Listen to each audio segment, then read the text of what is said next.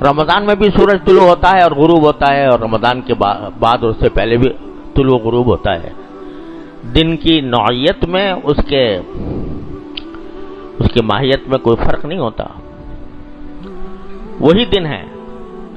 لیکن جب اللہ تبارک و تعالیٰ کسی زمانے کو اپنی طرف نسبت عطا فرما دیتا ہے، یہ ہمارا مہینہ ہے، یہ ہمارا دن ہے، تو اس کے معنی کیا ہے کہ اس دن میں اللہ جل جلالہ کی خاص رحمت بندوں کی طرف متوجہ ہوتی ہے،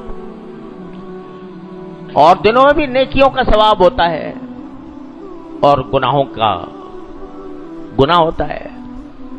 لیکن جو ایام اللہ تبارک و تعالیٰ نے اپنے فضل و کرم سے مقدس قرار دے دیے ہیں، جن میں رمضان سر فہرست ہے، تو ان دنوں میں اللہ تعالیٰ کی رحمت کی گھٹائیں جھوم جھوم کر برستی ہیں،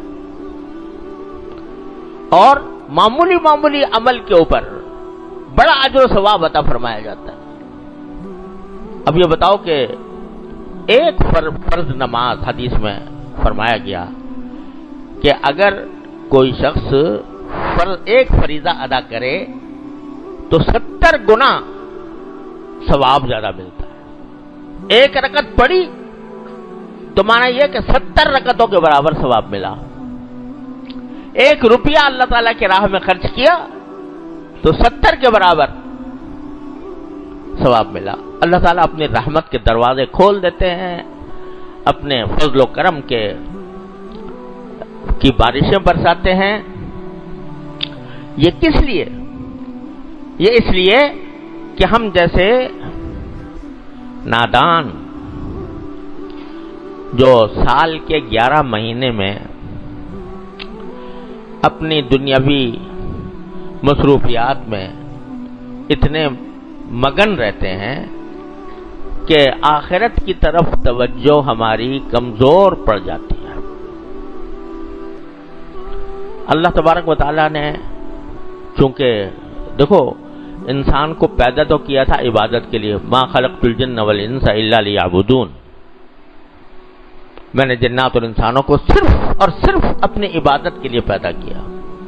پیدا تو اس کام کے لیے کیا تھا، لیکن ساتھ میں اجازت بھی دے دی، چلو تجارت کر لو، چلو ملازمت کر لو، چلو کھانے کمانے کا بندوبست کر لو، چلو روزگار تلاش کر لو، چلو بیوی بچوں کے ساتھ خوش طبعی کر لو۔ یہ سب کام اللہ تعالیٰ نے جائز قرار دے دیا۔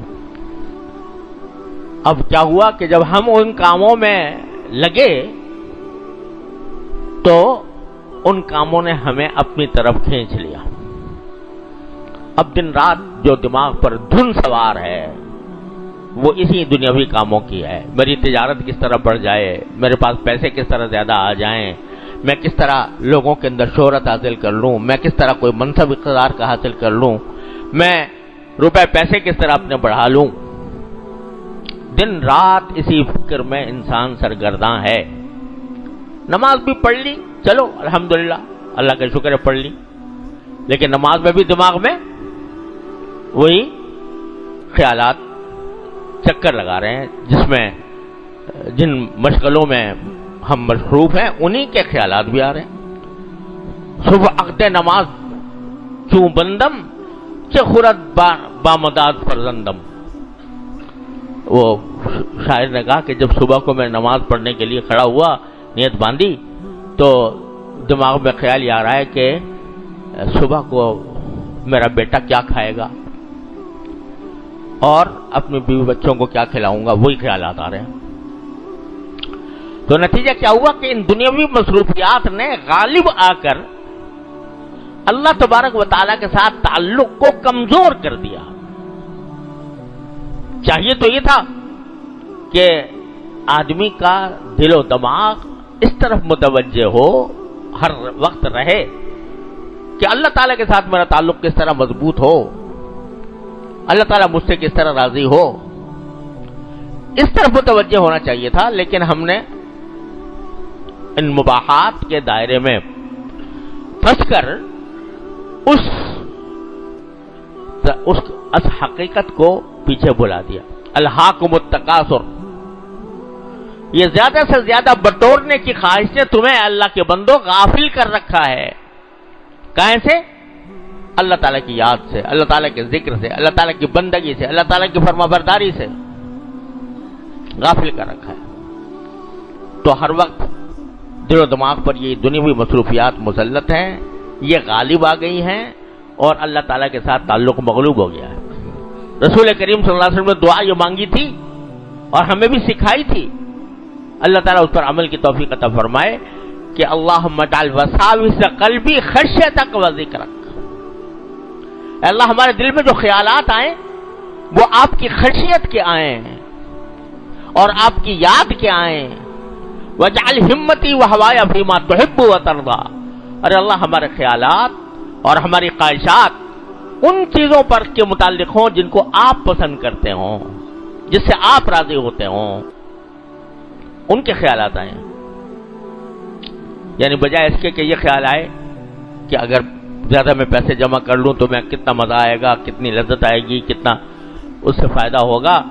دماغ میں یہ خیالات آئیں کہ اگر میں یہ عبادت کر لوں تو اللہ تعالیٰ کے ہاں جنت ملے گی، جنت کے اندر یہ نعمتیں ہوں گی، اللہ تعالیٰ کی رضا حاصل ہوگی اور اللہ تعالیٰ کی رضا کے نتیجے میں ساری اخروی زندگی، دائمی زندگی خوشگوار ہوگی.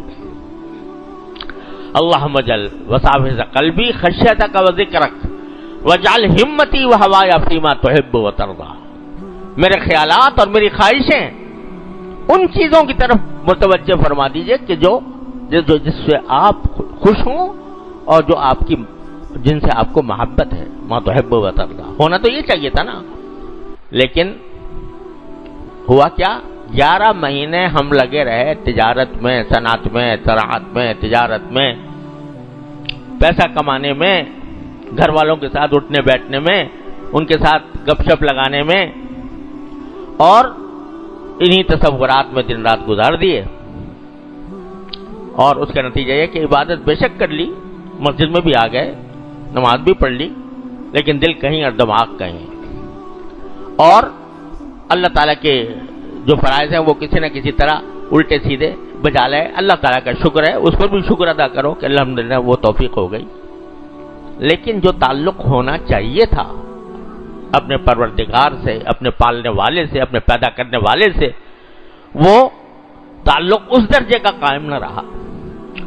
تو رمضان کا مہینہ اللہ تبارک و تعالیٰ بھیجتے ہیں ہم جیسے بھگوڑوں کو واپس بلانے کے لیے. ارے کہاں بھاگے جا رہے ہو؟ کس طرف تمہارا رخ ہے؟ کس طرف تمہارا دل و دماغ جا رہا ہے؟ آؤ اس مہینے میں، یہ مہینہ میں نے تمہیں اپنے قریب کرنے کے لیے منتخب فرمایا ہے. تم جو بھاگے جا رہے تھے، ادھر ادھر بھاگے جا رہے تھے، تو تم کو اپنے پاس بلانے کے لیے، اپنا قرب عطا کرنے کے لیے یہ مہینہ رکھا ہے. چنانچہ کیسا ہی گیا گزرا مسلمان ہو، لیکن جب رمضان کا مہینہ آتا ہے تو کچھ نہ کچھ اس کے دماغ میں، اس کے دل میں ایک امنگ پیدا ہوتی ہے کہ اس رمضان کے مہینے سے میں کچھ فائدہ اٹھاؤں. کچھ توفیق ہو جاتی ہے عبادت کی بھی. گناہ کرتے وقت بھی خیال آ جاتا ہے کہ یا اللہ کہ بھئی رمضان کا مہینہ ہے، ذرا اپنے آپ کو محتاط رکھو. تو اس غرض کے لیے اللہ تعالیٰ نے یہ مہینہ بھیجا ہے. کہنے کے لیے؟ ہماری گندگی کو صاف کرنے کے لیے، ہمارے میل کچیل کو دھونے کے لیے، اور ہمیں اپنی طرف متوجہ کرنے کے لیے، اپنا قرب عطا کرنے کے لیے یہ مہینہ بھیجا ہے. تو بات صرف اتنی نہیں ہے کہ روزے پر روزہ رکھ لی اور رمضان کا حق ادا ہو گیا، رات کو تراویح پڑھ لی اور رمضان کا حق ادا ہو گیا. بات یہ ہے کہ اس مہینے کو کوشش کر کے زیادہ سے زیادہ براہ راست عبادتوں کے اندر خرچ کرنے کی کوشش کی جائے. پہلے کچھ نفلیں نہیں پڑھتے تھے، تہجد کی توفیق نہیں ہوتی رات کو اٹھنے کی. رمضان کے اندر اللہ تعالیٰ کہتے ہیں کھانا کھانے کے لیے تو اٹھو گے، نماز کے لیے نہیں اٹھتے، لیکن سحری کھانے کے لیے تو اٹھو گے. تو اب سحری کھانے کے لیے جب اٹھے تو اس وقت اللہ تبارک و تعالیٰ کی بارگاہ میں حاضری دے دو. ہر رات اللہ تعالیٰ کا منادی پکار رہا ہے، یا باغی الخیر اقبل و یا باغی الشر اقصر. ہر رات اللہ تعالیٰ کا منادی پکار رہا ہے، خیر کے طلبگار آگے آ جا. تو اس آواز کے اوپر کان دھر کے، عام دنوں میں تہجد کی توفیق نہیں ہوتی، اس وقت کچھ تہجد کی رکعتیں پڑھ لو، اللہ تعالیٰ کی بارگاہ میں حاضری دے دو. وہ وقت بڑا زبردست ہوتا ہے. آخری شب کا جو وقت ہوتا ہے عجیب وقت ہوتا ہے. ان ناشئۃ اللیل ہی اشد وطئا واقوم قیلا. اللہ تعالیٰ نے اس آخری شب کے اٹھنے کو بڑا بابرکت قرار دیا ہے. تو عام دنوں میں موقع نہیں ملتا، رمضان کے اندر جب سحری کھانے کے لیے اٹھو تو تھوڑا پہلے اٹھ جاؤ اور کچھ تہجد کی رکعتیں پڑھ لو. عام دنوں میں مغرب کے بعد 6 رکعتیں پڑھنے کی توفیق نہیں ہوتی، رمضان کے اندر کر لو. اشراق کی توفیق عام دنوں میں نہیں ہوتی، رمضان میں کر لو. تلاوت قرآن کریم جو ہے وہ خاص طور پر رمضان کا خاص عمل ہے. اللہ تعالیٰ نے رمضان کو قرآن کریم کو اتارنے کے لیے رمضان کا مہینہ منتخب فرمایا. شہر رمضان الذی انزل فیہ القرآن. تو قرآن سے اس کو خاص مناسبت ہے. رسول کریم صلی اللہ علیہ وسلم رمضان کے مہینے میں حضرت جبریل علیہ السلام کے ساتھ قرآن کریم کا دور کیا کرتے تھے. کیا منظر ہوگا کہ جبریل امین پڑھ رہے ہیں، قرآن کریم تلاوت کر رہے ہیں، اور نبی کریم صلی اللہ علیہ وسلم سن رہے ہیں، اور نبی کریم صلی اللہ علیہ وسلم تلاوت فرما رہے ہیں اور جبریل امین سن رہے ہیں. کیا منظر ہوگا. تو اللہ تبارک و تعالی نے قرآن کریم کے ساتھ اس کو خاص مناسبت عطا فرمائی ہے. اسی لیے شروع سے یہ عمل چلا آتا ہے صحابہ کرام کے زمانے سے کہ تراویح کے اندر قرآن کریم پورا کیا جاتا ہے. تو اس میں جتنا ہو سکے تلاوت کا عام معمول سے زیادہ اہتمام. عام دنوں میں اگر ایک پارہ پڑھتے ہو تو اس میں جتنا زیادہ سے زیادہ پڑھ سکو اس کو ایک غنیمت سمجھو. جو جتنے عبادات ہیں ان کو کثرت سے انجام دینے کی کوشش اور گناہوں سے اپنے آپ کو بچانے کی کوشش. جھوٹ سے، غیبت سے، بدنگاہی سے اپنے آپ کو بچاؤ. اس مہینے کے اندر جتنا بندہ گناہوں سے بچنے کی فکر کرے گا، کوشش کرے گا، اتنا ہی اللہ تبارک و تعالیٰ کے ساتھ قرب بڑھے گا. جتنا نوافل کا اہتمام کرے گا اتنا ہی اللہ تعالیٰ کے ساتھ قرب بڑھے گا. حدیث میں فرمایا کہ بندہ جب کثرت سے نوافل ادا کرتا ہے تو ایک وقت ایسا آ جاتا ہے کہ میں اس کا ہاتھ بن جاتا ہوں جس سے وہ پکڑتا ہے، اس کی آنکھ بن جاتا ہوں جس سے وہ دیکھتا ہے، اس کے کان بن جاتا ہوں جس سے وہ سنتا ہے. یعنی اتنا قرب اللہ تبارک و تعالیٰ عطا فرما دیتا. تو اس موقع کو غنیمت سمجھنے کی ضرورت ہے، اور اس کے لیے پہلے سے یہ تیاری اگر انسان کرے کہ اپنا نظم اوقات جو جن مشغولیات سے اپنے آپ کو فارغ کر سکتے ہو ان مشغولیات سے اپنے آپ کو فارغ کرو، اور اس وقت کو جو فارغ کیا ہے وہ اللہ تعالیٰ کی عبادت میں صرف کرنے کی کوشش کرو. اس رمضان کا ایک لمحہ قیمتی ہے، اس کی قدر پہچان کر اس کو کسی نہ کسی عبادت میں صرف کیا.